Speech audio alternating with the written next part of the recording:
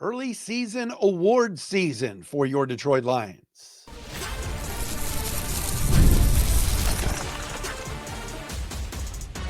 You are Locked On Lions, your daily Detroit Lions podcast. Part of the Locked On Podcast Network, your team every day. We got you a Wednesday edition, everybody, of Locked On Lions right here on the Locked On Podcast Network, your team every day. Matt Daria with you on this Wednesday, September 17th into Thursday, September 18th. Tomorrow, Kevin Ostreicher, host of Locked On Ravens, will join us for the Thursday crossover. Huge Monday Night Football game coming up this coming week as the Lions travel to Baltimore to take on the 1-1 Ravens, an offense that has put up 40 points in back-to-back weeks. Lamar Jackson, Derrick Henry, Mark Andrews, a very, very good offensive line, Zay Flowers. It's going to be a tough test, but a great early test for this Lions team. We will get into some of that today right here on a Wednesday edition of Locked On Lions. Again, thanks for making us your first listen. Thank you to everybody that checks us out on our Locked On Lions YouTube channel. Please subscribe if you have not done so already. We have now hit over 6,000 followers, which is a phenomenal. Locked On Lions for today is brought to you by Mazda. Like our players, we sweat every detail because when you make every move count, pulling off the unexpected is only the beginning. Stay tuned later for highlights in this week's Moving the Game Forward. Mazda, move and be moved. All right, a lot to get into today on the program. Don't forget, you can check us out on our Locked On Lions Instagram and also on TikTok. But Jared Goff got an accolade today. We will get into that coming up momentarily. A little history lesson between the Lions and Ravens. It has been a long time since Detroit has beaten Baltimore. All right. It's been a while since the Lions have knocked off the Ravens. Could this be a revenge game for a certain Baltimore draft pick? And we got to go live to Chicago. Yes, Ben Johnson has a problem with his team. Two games into the season. It is not a good scene up there at Hallis Hall. We will get into that today right here on Locked On Lions. First things first, I don't think this is a big surprise. Jared Goff had a monster game on Sunday. 5 touchdown passes, no interceptions, wasn't sacked, completed 23 out of 28 passes for 334 yards. 5 misses, that's it. 5 incompletions, 5 touchdowns, and a passer rating that was near perfect of 156.0. A perfect passer rating is 158.3. So with that being said, today, as they hand out the weekly awards, Goff was named the NFC's Offensive Player of the Week. And I mentioned it before, he also threw for 5 touchdowns. This is a guy that right now is playing some really good football. And I want to put something into perspective here because I could just sit here and read you all sorts of numbers from True Media, our friends at True Media, or go online to the Lions PR Twitter feed and just read you a bunch of stuff. Here's the bottom line with this quarterback. There are only 2 quarterbacks right now in terms of passer rating. I will give you one stat, and that is through 2 weeks. All right. And some people have already said, I saw Dan Orlovsky the other day from ESPN. Daniel Jones is in the MVP race. It's two games in. All right. We're 2 games in. That's it. But you look at some of the quarterbacks and how they are playing early in the year. Lamar Jackson leads the NFL in passer rating at 136.6. He's got 6 touchdown passes for Baltimore, 0 interceptions. Justin Herbert, Jim Harbaugh's boy, playing great ball right now for LAC, 127.8 passer rating, 5 touchdowns, 0 interceptions. All right, those 2 guys people are talking about, and I mentioned Daniel Jones before, who right now is 6th in passer rating. Jordan Love, people are like, oh, Jordan Love, the Packers, best team ever, woo! Packers look good, don't get me wrong. Packers look good. Love's passer rating, though, is at a 120. He is behind our very own Jared Goff, who 2 games into the season, after a poor performance in week 1 where everybody was bad, His offensive line wasn't good. His receivers didn't help him. He didn't help himself. Jared Goff's passer rating is at a 125.1, good for third in the entire NFL. 6 touchdown passes, 1 interception. If you like a QBR, Goff is at 81.7. Highest QBR right now is also Lamar Jackson at an 83.6. Do you remember? No, I'm not singing a song. Do you remember when a few years ago, some experts, some loudmouths, whatever, people were calling for Hendon Hooker to get an opportunity because Jared Goff was struggling a little bit and Jared Goff can't move. And I just hope, and I mentioned the other day, I think on Monday, that this week, like the Bengals, it's like Jake Browning is starting for the Bengals against the Vikings and Carson Wentz, right? And there are plenty of injuries early in the season with quarterbacks, which sucks. We want to see Joe Burrow. We want to see J.J. McCarthy. We want to see the best guys, all right? But regardless, there are other teams that are just stop-gapping their quarterback situation. Brock Purdy's also hurt, and Mac Jones had to play this past Sunday. There are teams looking around. There are teams still searching for their quarterback, whether it's Cleveland, whether it's New Orleans, right? Whether it's the Jets. They think Justin Fields is the guy. He's now hurt, whatever. Pittsburgh's on a 1-year, stopgap with Aaron Rodgers. Had one good game, one bad game. We've got a guy here in Detroit, in Jared Goff, that is capable of winning a lot of football games and doing a lot of positive things for this team. And to win the NFC's Offensive Player of the Week award already, to shove it a little bit in Ben Johnson's face by winning the award. Ben Johnson has not mentioned Jared Goff by name. A Sunday presser after the game. Oh, their quarterback played well. Monday presser. Oh, we couldn't handle their quarterback, the quarterback for the other team. Ben trying to leave the field. There's video all over Instagram and the internet. Ben Johnson shook Dan Campbell's hand and was making a beeline for that tunnel. Jared Goff kind of chased him down to shake his hand. Goff had a huge game last week, and I think as long as the Lions protect him, as long as he is healthy, he's going to be putting up more games like this because he sees the field so well. He is in control of everything, right? He sees things at the line of scrimmage before the snap. He gets rid of the ball on time. There's a rare miss from Jared Goff. And it was just, 5 years ago with the Rams that they discarded him. It just wasn't working anymore after he had taken them to a Super Bowl. No, not right after, but you know what I mean.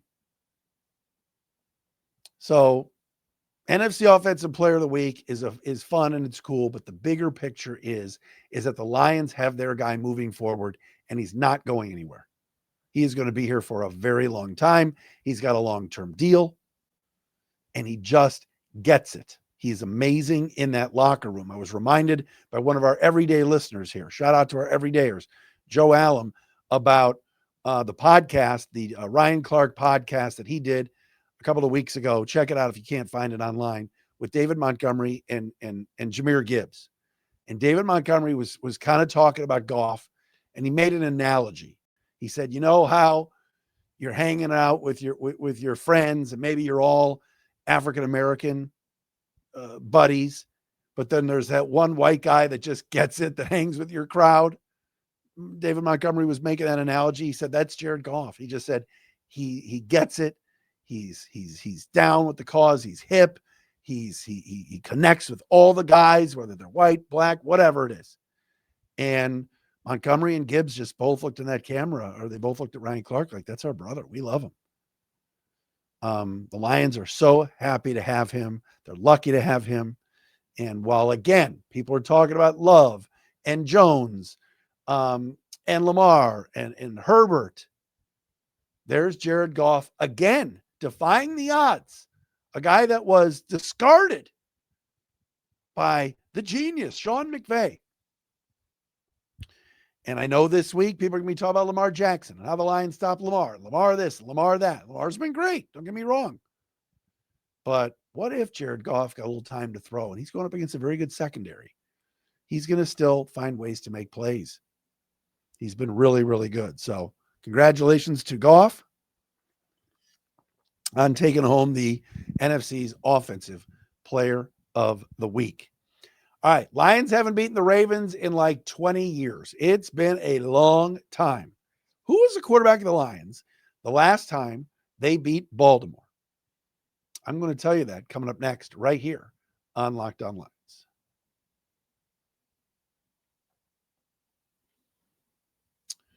And Locked On Lions for today is brought to you by Mazda's moving the game forward. For those who believe it's not just about playing the game, it's about redefining it. There are moments that do more than put points on the board. They move crowds, move culture, and keep moving the game forward. This week's moment that moved the game forward is the following. 45-21 Lions, fourth down. Very easy to take the easy points and a field goal from Jake Bates. But no. The Lions moved the game forward. They said, we are putting our feet on the necks of the Chicago Bears. They go for it. Goff hits Amon-Ra St. Brown for a touchdown, and the rest was history. Lions moved the game forward and won 52-21. And yes, dare I say, ran it up a little bit on Benny Boy and the Bears. When you follow what moves you, the unexpected is only the beginning. And just like there's more to every highlight, there's more to a Mazda vehicle. Mazda, move and be moved. And we're also brought to you today by our friends at Game Time. NFL season is back. And honestly, there's nothing better than getting into the stadium, being surrounded by other fans, cheering on your team. But let's be honest, getting tickets can be a hassle between queues, login screens, and jumping checkout. It can get frustrating. That's why I use Game Time, the app that gives the advantage back to fans. Game Time is fast, easy, and backed by the Game Time guarantee. You'll always get 100% authentic tickets delivered on time and at the best price. Plus, all fees are included. So the price you see is the price you pay. Bought some tickets to see Guardians and Tigers. Pretty cheap tickets. And what's great is you look right on the app, you see what you're paying, and that is it. All right. Pull up Game Time, just a couple of taps. You see amazing deals. I'm talking about your favorite NFL games for as low as $100. Want to go see the Lions and the Browns in a couple of weeks? Check out Game Time and their zone deals. Download the Game Time app, create an account, use the code LOCKEDONNFL for $20 off your first purchase.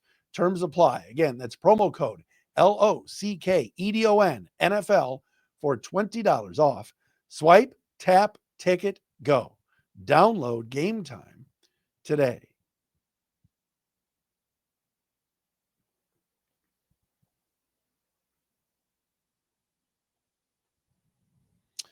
This is a Wednesday edition of Locked On Lions. Tomorrow, Thursday crossover. Kevin Ostreicher. Love KO. Good man. He is the voice of the Locked On Ravens podcast. He will join us tomorrow as the Lions and Ravens will do battle on Monday night. Should be a lot of fun. Fun game. Exciting. When you have a first place schedule like the Lions and you have the kind of success the Lions had last couple of years and people want to see the Lions, it seems like every one of these games is a big game each and every week. So it should be awesome for Lions and Ravens on Monday night. We'll talk to Kevin Ostreicher tomorrow for the show. If you missed yesterday's show, Ben Raven, the Lions beat writer for MLive.com, was with us, and go back and check that show out.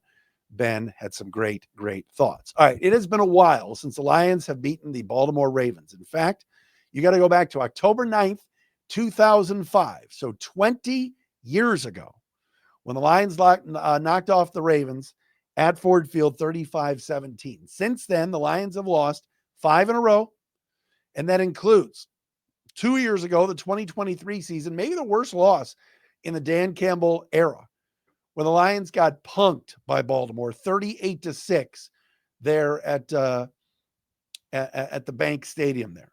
2021 in Detroit. You remember, first year of the Dan Campbell era. Justin Tucker from 67 yards out, doinks it, crossbar and through, and the Lions lose 19-17. 2017 in Baltimore. Lions get ransacked by the Ravens, 44-20. 2013 at Ford Field. Probably ended the Jim Schwartz era in December of 2013. Ravens get a Justin Tucker 63-yard field goal and beat the Lions 18-16. 09, Lions lost in Baltimore 48-3. Was it 1998? Was that Barry Sanders' last game in Detroit against Baltimore? I think it was. December 27th, 19-10. Last time the Lions won was in 05. And there's some classics here. First of all, the quarterback for the Lions when they beat Baltimore October 9th, 2005 at Ford Field, 35-17. On that day, John Joseph Harrington, that's correct, Joey Harrington, Mr. Blue Skies, 10 out of 23 for 97 yards, 1 touchdown, 2 interceptions. Joey threw a touchdown pass in that game to the backup tight end. You knew him, you loved him, Casey Fitzsimmons.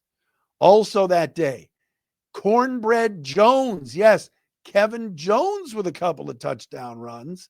He finished that day with 58 yards on the ground, but the Lions' leading rusher was actually Sean Bryson, who iced the game in the fourth quarter with a 77-yard touchdown run. Good old number 24, Sean Bryson. The quarterback for the Ravens that day was Anthony Wright.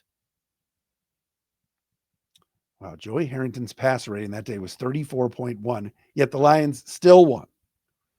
Leading receiver on the day for the Lions that day was none other than Kevin Johnson. Roy Williams, Mr. First Down himself, had 2 catches. Scotty Vines had a catch. BMW, Mike Williams had a catch. I mean, that was just a bad Lions team back in 2005. The lone time that the Lions had beaten the Ravens, it was 20 years ago. All right, so this Monday night, it sounds like Kyle Van Noy is going to be out. Got an injury, going to be out a couple of weeks. The former Lion, of course, and pretty good. He's made himself a really good edge rusher in New England and other stops. He really was out of position and out of place here in Detroit and was a disappointment. With that being said, without Kyle Van Noy kind of at the strong side outside linebacker spot and a guy that can rush the passer, we know how the Ravens play that 3-4 defense.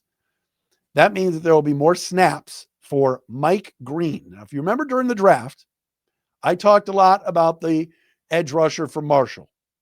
He led the country in sacks last year with 17. There were some off-the-field issues with Mike Green going back to his time at Virginia, and many teams passed on him, including the Lions, who passed on him not just once, but twice. Didn't take him in the first round when he was mocked to be available. Second round, I thought, wow, at 57, here's the edge rusher we need. Mike Green, right? 22 years old, coming off the edge from Marshall. Lions didn't take him at 57. They took Tate Ratledge. 2 picks later, Baltimore Ravens took him at 59. And this is a Ravens front office that many people feel is as good as there is in the league. Green has played in 2 games for Baltimore, coming off the bench, again, playing behind Kyle Van Noy, and he's got a total of 3 tackles, 1 solo, 2 assists, no sacks. Will Mike Green be thinking about, wait a minute, I talked to the Lions, all right?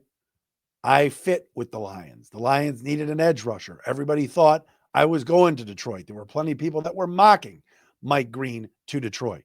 His issues off the field likely kept him away from Detroit because, as we know, the Lions have a certain fit and a certain player fit that they're looking for. Mike Green was accused, and again, was just accused of sexual assault. There were other off-the-field issues with him. That's why he slid to 59. Could this be a revenge game this week for Mike Green? Is he looking up and saying, this was a team I thought should have taken me, and I'm going to punish them and take it out on them? Just throwing it out there. Keep an eye on number 45 coming off the edge on Monday night, Mr. Green, because he was arguably one of the top 2 or 3 edge rushers in this draft, top 4 edge rushers in this draft, Shamar Stewart and others. But Green slid to 59, and the Lions passed on him not once, but twice. And with Kyle Van Noy out, Green's going to get more of an opportunity. We'll talk about Mike Green's kind of status through 2 weeks and how he's looked with Kevin Oestreicher tomorrow on the pod. All right, Ben Johnson met with the media today in Chicago, and wow, called out his team 2 weeks in. It's getting ugly already in Lake Forest, Illinois. We will bring that up to you coming up next, right here on a Wednesday edition of Locked On Lions.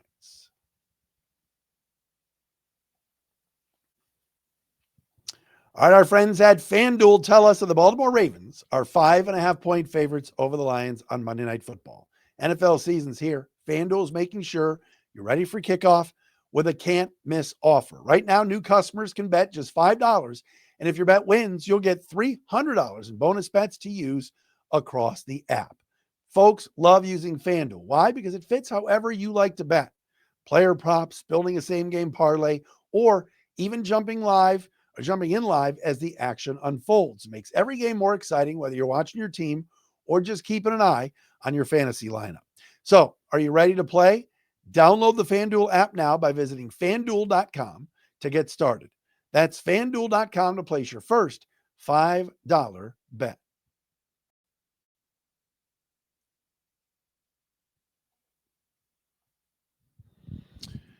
All right, Wednesday edition of Locked On Lions. Lions getting back to work tomorrow and getting ready to practice Thursday, Friday, Saturday. They'll have a little bit of a different work week here.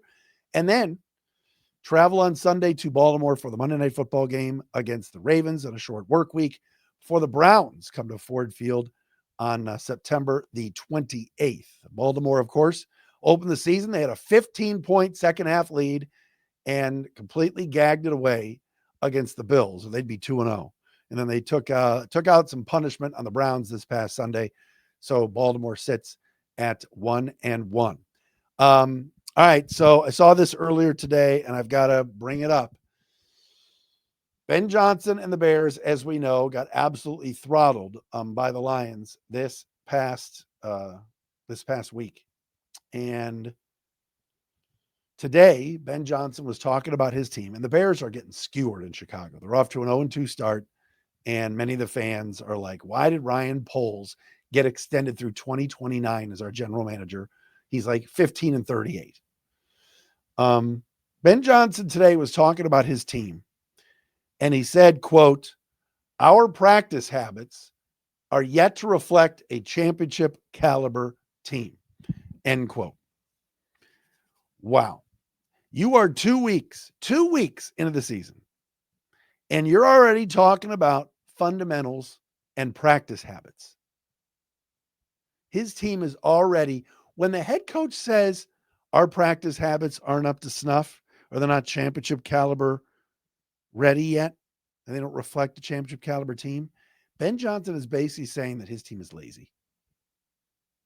When at any point in the 5 years that the Lions have had Dan Campbell, have you ever heard the Lions head coach talk about his team like that publicly? He's called them out. He's called himself out, but never has he talked about his team's practice habits and not reflecting championship caliber, contention caliber, playoff caliber, whatever it is. If you're already having to publicly talk about your team and how they practice, how do you think they're going to perform in the game?